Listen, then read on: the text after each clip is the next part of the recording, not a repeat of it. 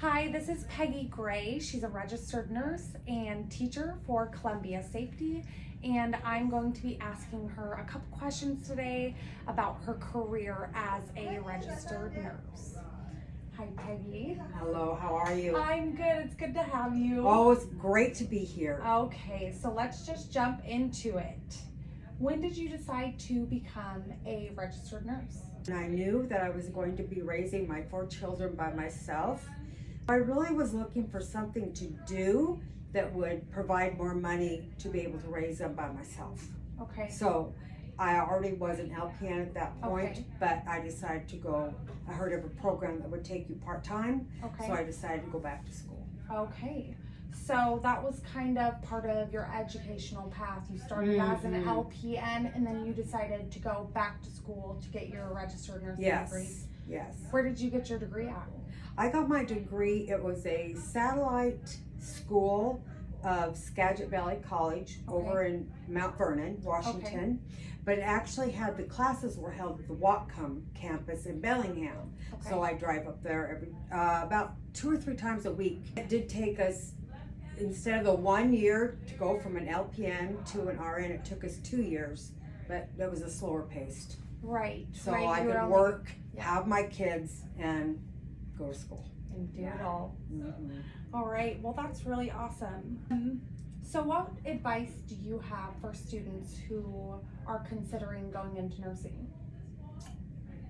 You really have to have a desire to love people, I think, to have a compassionate and helpful personality, because that's what's going to help you through on the days that might not be your favorite days. But that is what you want to give back to people.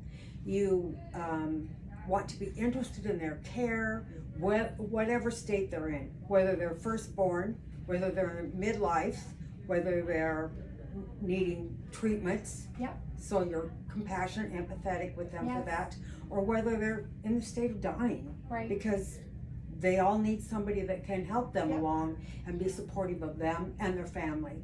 So you have to have that personality and love learning, I guess, because I love learning. Yeah, it's a continuous process It with nursing, is. isn't it? It is, yes. What was some of the most satisfying aspects of your job as a nurse? I have to say, baby births are just overwhelming.